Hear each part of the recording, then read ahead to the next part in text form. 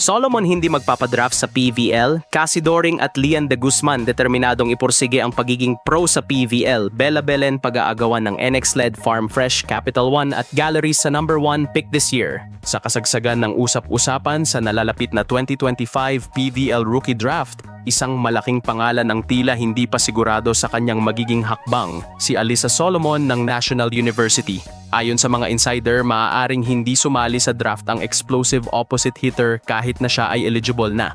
Wala pang opisyal na pahayag mula sa kampo ni Solomon o sa NU, pero maraming haka-haka ang lumalabas.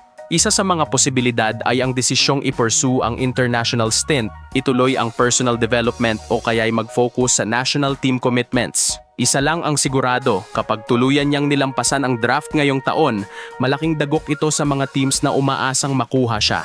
Habang nananatiling palaisipan ang magiging desisyon ni Solomon, tuloy-tuloy naman ang kumpirmadong paglipat ng ibang graduating stars papunta sa pro ranks. Isa na rito si Cassie Doring ng University of the Philippines na matapos ang kanyang one-and-done stint sa UAAP Season 87 ay agad na nagpahayag ng kagustuhang maglaro sa PVL. Maaaring hindi ganoon kataas ang kanyang stat line sa 12 elimination games pero naging susi siya sa makasaysayang kampanya ng Fighting Maroons na muntik nang pumasok sa semifinals. Malinaw ang direksyon para kay Doring. Ipagpapatuloy niya ang kanyang volleyball career sa professional na antas, dala ang disiplina at height advantage na bihirang matagpuan sa mga lokal na middle blocker. Ganito rin ang mindset ng Ateneo captain na si Lian de Guzman. Buong season, pinasan ni de Guzman ang isang batang Blue Eagles squad na puno ng rookies. Sa kabila nito, nagtapos siya bilang ikasyam sa best scorers ng liga. Sa kanilang nalalapit na laban kontra UE ngayong April 26, sinabi ni de Guzman na ibubuhos niya ang lahat dahil maaaring ito na ang kanyang huling laro bilang Atenean. Kung tuluyan na siyang magpa-draft, siguradong magiging hot commodity siya sa kahit anong PVL team na naghahanap ng scorer at leader.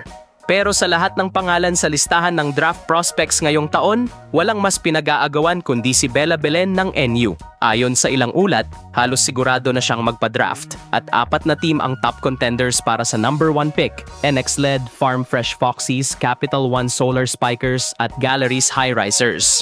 Si Belen, nakilala sa kanyang explosiveness, floor defense, at matinding competitive drive ay inaasahang magiging franchise cornerstone kung sino man ang makakuha sa kanya.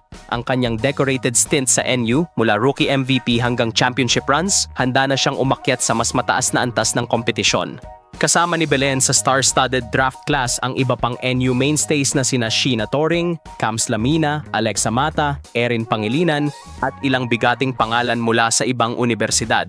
Mula Adamson, sina Mayan Nike at Ayesha Huegos. Mula FEU, sina Tin Ubaldo, Chinie Tagaod, Ann Monares at Jean Asis. Sa DLSU, sina Jean Soreño, Jess Ordiales, Alea Malaluan at Juliana Tolentino. Sa UST, Bernadette Pepito. Sa UA, sina Casey Balinget at Riza Nogales. Mula UP, sina Niña Itang, Joan Monares, Ira Haboneta at Nika Celis. At mula Ateneo, sina Ivana Sulit, Tax Fujimoto at AC Maynor.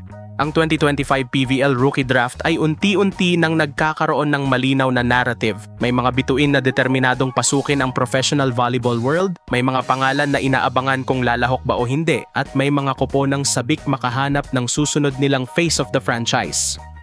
Sa bawat linggo ng paglapit ng draft day, mas lalong umiinit ang usapan. Ang tanong na lang, sino ang pipiliin sa number 1? At sino ang magpapagulat sa kanilang mga desisyon?